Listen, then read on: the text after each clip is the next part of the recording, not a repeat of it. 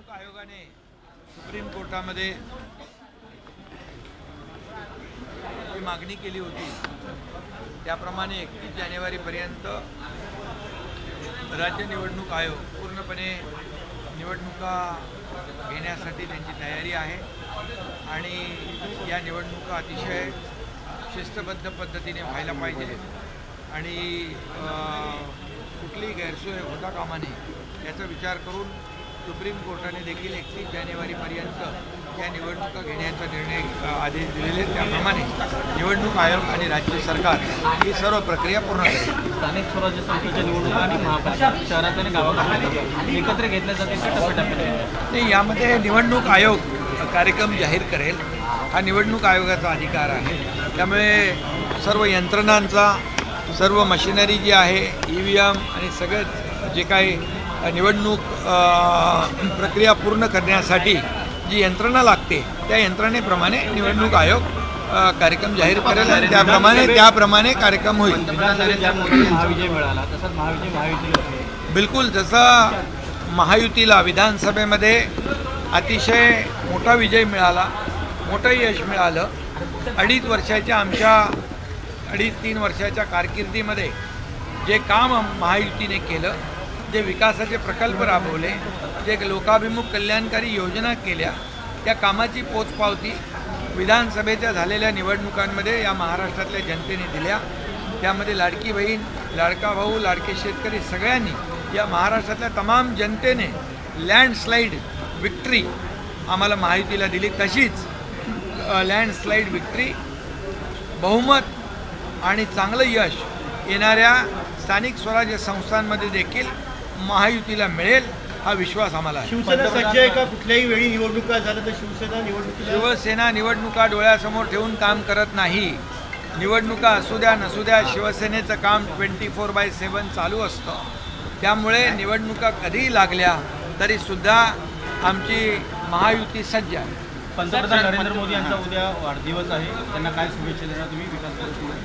खरं म्हणजे या देशाचे प्रधानमंत्री नरेंद्र मोदीजी एक खऱ्या अर्थाने या देशासाठी विकास पुरुष म्हणून ज्यांचा उल्लेख केला जातो, विकास पुरुष म्हणून ज्यांनी 11 वर्ष काम केलं, या देशाला विकासाकडे घेऊन गेले, विकसित भारत 2047चं स्वप्न पाहिलं आहे आणि त्यामुळे इतर देशांची अर्थव्यवस्था डबघाईला आलेली असताना देखील भारताची अर्थव्यवस्था 11व्या नंबरवरून 5व्या नंबरवर, 5व्या नंबरवरून 4थ्या नंबरवर आणि 4थ्यावरून आता 3ऱ्या नंबरवर आणण्याची जी काही संकल्पना आदरणीय प्रधानमंत्री नरेंद्र मोदीजी यांनी मांडलेली आहे, त्यामुळे हा देश त्यांच्या नेतृत्वाखाली पुढे जातोय, देश विकसित होतोय, आर्थिक महासत्तेकडे देशाची वाटचाल सुरू आहे आणि म्हणूनच एक विकास पुरुष म्हणून त्यांचा नावलौकिक आहे। त्यांनी एकही सुटी न घेता दीपस्तंभासारखं काम केलेलं आहे। एक त्यांच्या आईचा मृत्यू झाल्यानंतर देखील त्या ठिकाणी आपलं जे कर्तव्य आहे, कर्तव्य बजावल्यानंतर या राष्ट्राचं कर्तव्य बजावण्यास ते पुढं आले आणि त्यामुळे अशा प्रकारचा प्रधानमंत्री या देशाने कधी पाहिला नाही।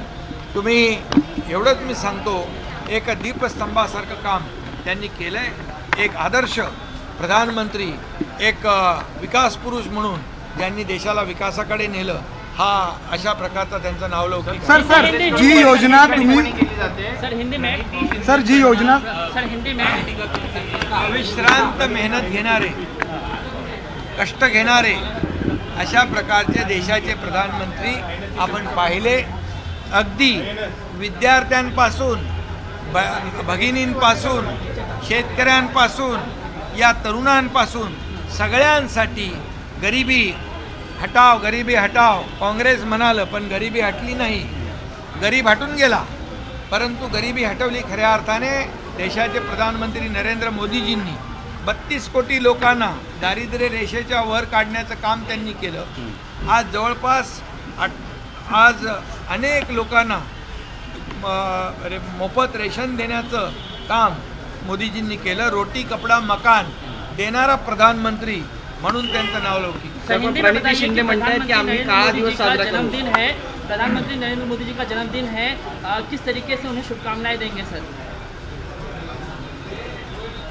आदरणीय प्रधानमंत्री नरेंद्र मोदी जी, इनका कल जन्मदिन है। उनको मैं ढेर सारी शुभकामनाएं देता हूं। जन्मदिन के अवसर पर बहुत बहुत बधाई देता हूं और तमाम 120 करोड़ देशवासियों का आशीर्वाद उनके पीछे है और इसलिए एक देश के विकास पुरुष, एक कर्मठ, अविश्रांत काम करने वाला प्रधानमंत्री, ऐसा उनका इतिहास है और इसीलिए आज उनके नेतृत्व में देश आगे बढ़ रहा है। देश आर्थिक महासत्ता की ओर जा रहा है क्योंकि हमारी देश की अर्थव्यवस्था 11वें नंबर पे, 5वें नंबर पे आई है, 4थे नंबर पे आई है, अब 3रे नंबर पे लाने की कोशिश, संकल्प आदरणीय प्रधानमंत्री नरेंद्र मोदी जी ने लिया हुआ है। और ऐसे समय में कि कई अन्य देशों की अर्थव्यवस्था चरमरा गई है, डगमगा गई है, ऐसे परिस्थिति में देश को आगे बढ़ाने का काम एक सर्वसामान्य आम आदमी के जीवन को बदलने वाला प्रधानमंत्री हमने देखा है। आज देखा अभी हाल ही में जीएसटी में भी बहुत ही परिवर्तन लाया है। उसके वजह से सामान्य लोगों की जीवन जो प्रक्रिया है वो साधारण हो जाएगी, उसमें उनका जीवन बदल जाएगा। और आज विकास के बारे में कहेंगे तो 2014 से पहले का विकास देखो, 2014 के बाद हुआ वो 11 साल में विकास देखो। ये डेवलपमेंट और डेवलपमेंट, ये इसी रास्ते पर चलने वाले प्रधानमंत्री इस देश ने देखे हैं। और मैं इतना ही कहूँगा कि यहाँ पर उनको बहुत बहुत ढेर सारी शुभकामनाएं देता हूँ। वो बिल्कुल, कोई कुछ भी कहे, कोई कितने भी आरोप लगाए, लेकिन वो आरोप ऐसे बिल्कुल विचलित नहीं हुए। उन्होंने अपना जो लक्ष्य है, देश का विकास है, वो आगे आंखों के सामने रखकर देश का विकास किया है। ये हमारे लिए गौरव की बात है। ये आदरणीय प्रधानमंत्री नरेंद्र मोदी जैसा प्रधानमंत्री हमारे देश को प्राप्त हुआ है, मिला है, वो नेतृत्व कर रहा है, ये हमारे लिए सौभाग्य की बात है, गर्व की बात है। सर, पहले कांग्रेस के लोगों ने प्रधानमंत्री जी के माता जी का अपमान किया और अब प्रधानमंत्री जी का अपमान किया है। कांग्रेस सांसद प्रणीति शिंदे ये कहती है कि प्रधानमंत्री का जन्मदिन हमारे लिए काला दिन जैसा है। देखिए, आदरणीय प्रधानमंत्री मोदी जी की माँ एक सरल साधारण गृहिणी थी और उन्होंने अपना जीवन एक सादेपन से गुजारा है, एक सरलपन से गुजारा है। उनका बेटा प्रधानमंत्री होने के बावजूद कभी भी उन्होंने ऐसा बर्ताव नहीं किया कि वो प्रधानमंत्री जी की माँ है। लेकिन ऐसे माँ को राजनीति में घसीटना ये बहुत बड़ा पाप है, ये बहुत बड़ा दुर्भाग्यपूर्ण वक्तव्य है। इसकी निंदा जितनी करे उतने कम है। मैं इसकी कड़ी निंदा करता हूँ और मोदी जी की माँ का अपमान करना, इसका मतलब है पूरे देशवासियों को, देश के पूरे माताओं का अपमान करना। और इसलिए ये अपमान जो है देश के तमाम माताओं का है और माँ का अपमान नहीं सहेगा हिंदुस्तान, ऐसे सब लोग कहते हैं, ऐसे सब लोग कहते हैं। और इसीलिए मैं ये कहूँगा, ये सिर्फ नरेंद्र मोदी जी की माँ का अपमान नहीं, पूरे देशवासियों के माँ का अपमान है। और ये माँ का अपमान बिल्कुल, ये जिन्होंने अपमान किया है कांग्रेस ने, उनको बराबर सबक सिखाएगा।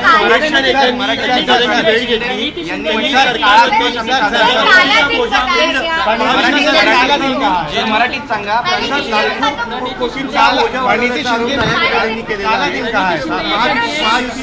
जो कांग्रेस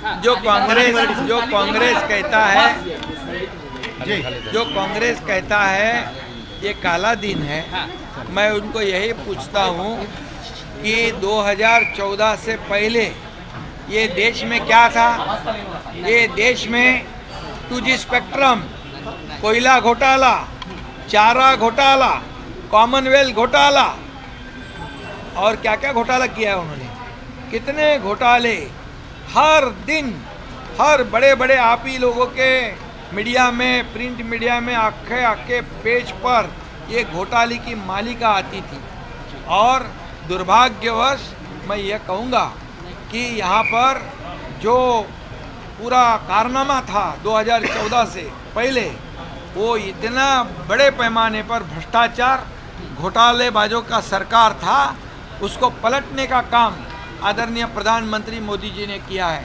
खुद राजीव गांधी कहते थे, केंद्र सरकार जब वो प्रधानमंत्री थे, केंद्र का 1 रुपया जब आता है तो आखिरी आदमी तक पहुँचते पहुँचते उसके 15 पैसे होते हैं। मतलब क्या है कि 85 पैसे का भ्रष्टाचार कांग्रेस के उस यूपीए सरकार के कार्यकाल में होता था। मोदी जी कहते हैं केंद्र का 1 रुपया जो जाता है आखिरी आदमी तक पूरा बंदा रुपया जाता है, इसमें कोई करप्शन नहीं होता है। मोदी जी का नेशन फर्स्ट है और कांग्रेस का करप्शन फर्स्ट है, ये नीति उनकी है। और इसीलिए मैं ये कहूँगा 2014 के पहले का काल देखिए, वो पूरे काले दिन थे। 2014 के बाद हम देखते 11 साल में ये परिवर्तन के दिन है, ये विकास के दिन है।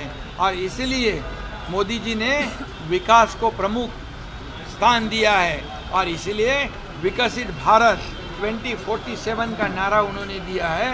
ये देश आगे बढ़ रहा है, इसलिए तो कांग्रेस लोगों के पेट में दर्द हो रहा है।